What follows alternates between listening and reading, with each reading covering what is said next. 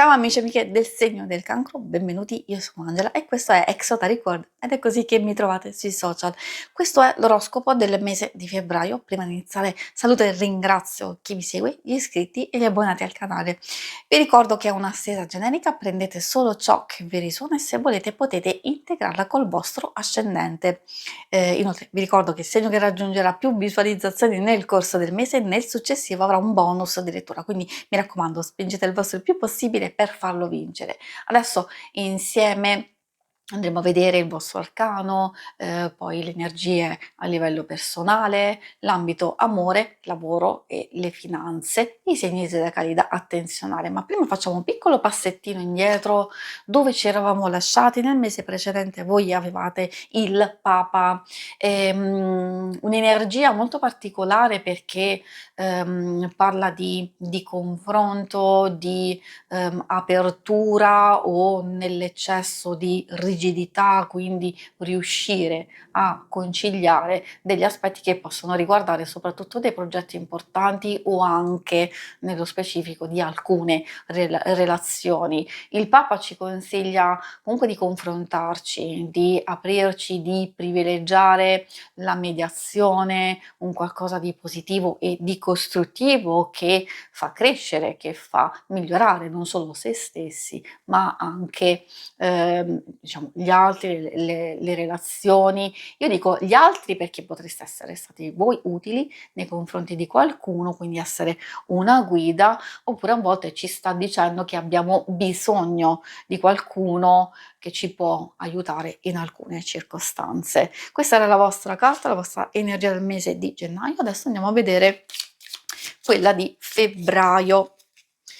Vi ricordo che se vi dovessero piacere i mazzi che utilizzo nella lettura, in descrizione trovate i link per vederli meglio con le video recensioni e se volete anche per acquistarli.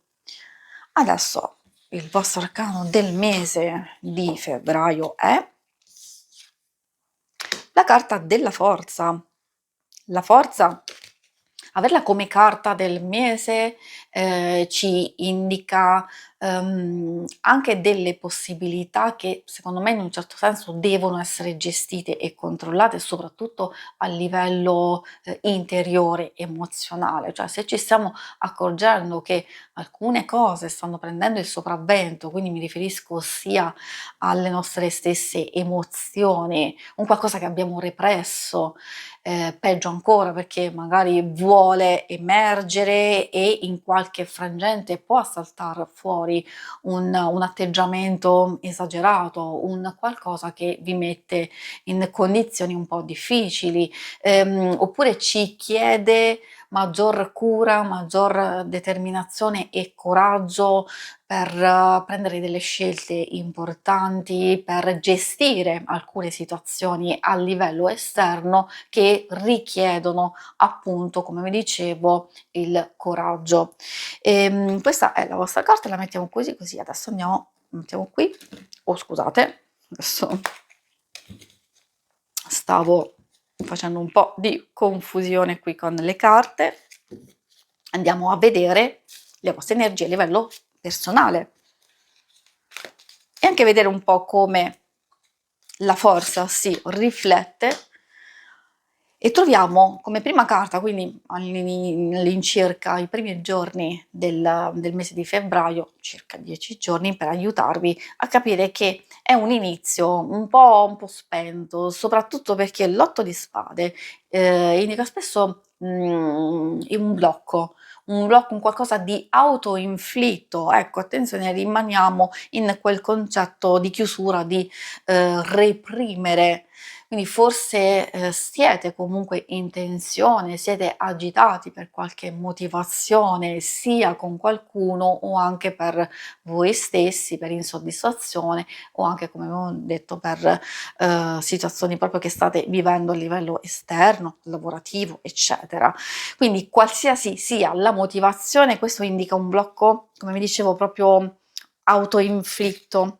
Autoinflitto vuol dire che, come vedete questa figura, effettivamente noi le ali ce l'abbiamo, questa gabbia è aperta e quindi abbiamo la possibilità di uscirne, quindi perché non stiamo uscendo da queste situazioni, ecco che c'è bisogno, secondo me, della forza di coraggio, di fare delle scelte.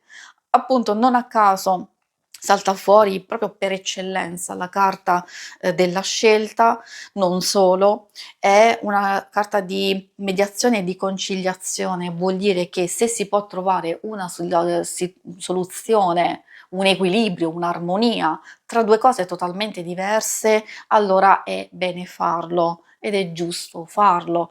Mi viene in mente magari in alcuni rapporti dove ci sono delle divergenze e della conflittualità, in qualche modo si deve trovare un equilibrio se si vuole procedere.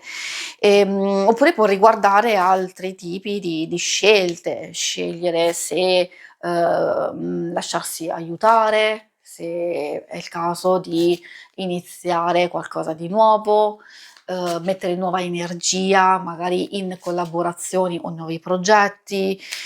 Quindi direi che soprattutto nella parte centrale è richiesta, tanto equilibrio proprio per fare delle scelte consapevoli. Unire il cuore e la mente, proprio per portarvi verso la ruota di fortuna.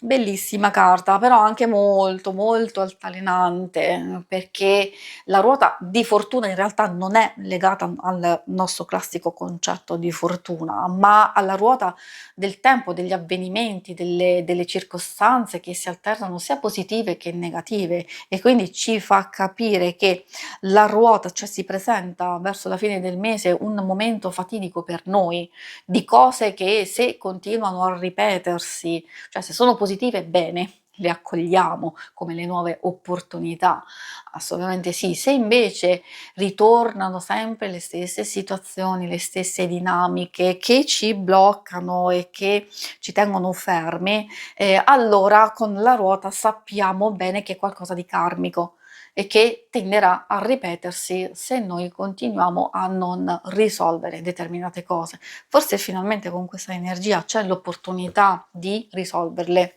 e di chiuderle una volta per tutte, quindi nel bene, oppure appunto scegliere di chiudere un percorso e quindi portarci verso il nuovo inizio. E adesso procediamo con l'ambito amore. Ambito amore, principalmente coppia single, però consiglio sempre di ascoltare perché magari ci sono alcune cose che possono fare riferimento anche alle relazioni più importanti di amicizia e famiglia. Quindi andiamo a vedere questo ambito dove troviamo l'imperatrice. Sicuramente è una bellissima energia che potreste avere voi stessi, indipendente dal fatto che siate uomo o donna, è lo stesso. L'imperatrice è crescita, è evoluzione, è il mettersi di impegno, con cura, con dedizione, amore, sensibilità, soprattutto sottolineo, ripeto, generosità, per migliorare, per magari cambiare un qualcosa. Quindi se parte del blocco può essere nell'ambito affettivo, diciamo amoroso, allora questa può effettivamente migliorare, però c'è bisogno di cura, forse non solo diciamo da parte vostra, c'è bisogno di unire le proprie forze. Il 4 di spade ci fa capire che effettivamente potrebbero esserci dei conflitti, delle cose che non si stanno valutando o si stanno trascurando, quindi è vero che c'è la possibilità di migliorare, però bisogna scontrarsi con queste cose, altrimenti rimane tutto fermo e tutto bloccato, anzi magari ci dedichiamo a tutt'altro, ci creiamo delle distrazioni, delle cose pur di non pensare ad alcune circostanze. L'ultima carta è l'imperatore, diciamo, quindi attenzione, l'imperatore, quindi abbiamo ripetizione anche di 4 e poi vedendo le vostre energie principali fanno capire che c'è bisogno di fare ordine, di prendere magari il controllo delle nostre stesse emozioni. Ecco qui, abbiamo quel richiamo al controllo, però il controllo si riferisce agli istinti più bassi, alle cose che non ci servono, le cose che, ci portano in un eccesso, nell'esagerazione e in ulteriore tensione. Invece, il controllo qui si parla di fare ordine, di concentrarsi sulle cose più importanti, quindi possibilità, di verso la fine del mese, come vi dicevo, per sistemare tutte le situazioni, quelle un po' compromesse, quelle un po' dove ci sono dei blocchi e c'è dell'insoddisfazione, fare ordine perché magari se le cose invece stanno funzionando e sono in evoluzione e in crescita, magari sono altre cose che sono bloccate e forse il tempo che vi concedete o dei progetti che avete lasciato in sospeso, allora ecco che magari è il caso di riprenderli in considerazione e pianificare, magari metterle in moto successivamente, però già se ci pensate, e le prendete proprio in seria considerazione, appunto di realizzarle già da adesso, è già un buon punto di partenza. Per quanto riguarda invece i single, anche qui troviamo un 4, quindi vuol dire che è un'energia molto importante.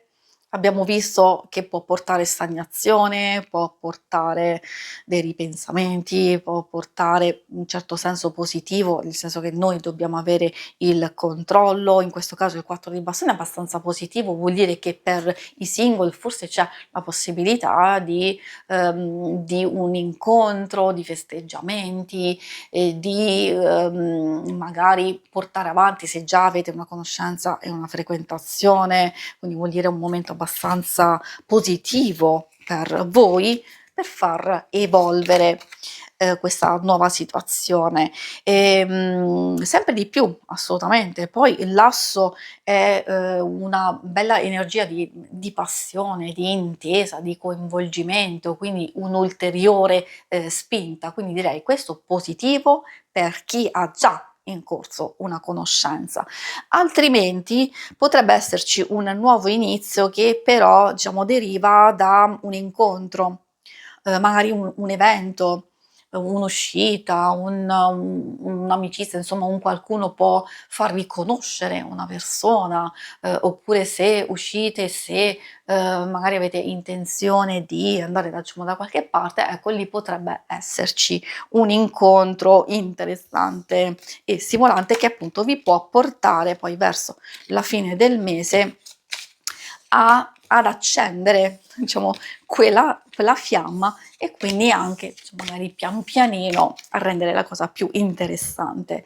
E adesso procediamo con la parte del lavoro, delle finanze. Vediamo cosa vogliono dirvi. Allora, troviamo il 3 di denari.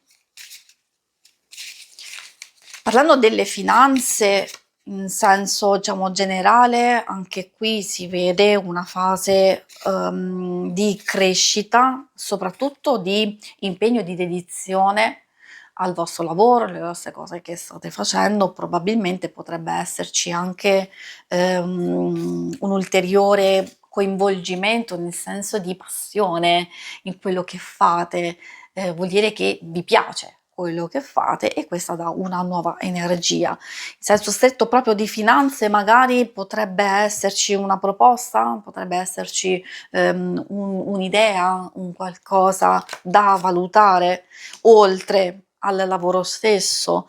Dipende se volete mettervi in gioco con qualcosa di diverso, magari può essere un'idea per ampliare già quello che state facendo o, come vi dicevo, un qualcosa in più che riguarda una vostra passione. Un po' più difficile e delicato l'ultimo periodo, cioè l'ultima parte del mese. Nel 3 di spade potrebbe esserci un qualcosa magari da affrontare, può essere una spesa imprevista, può essere una delusione, magari alcune cose non procedono nel verso giusto, può esserci qualche complicazione. Quindi se avete pianificato di fare delle cose, allora forse magari non c'è possibilità di farlo, potrebbe esserci un imprevisto, oppure proprio di fare attenzione maggiormente alla pianificazione di qualcosa.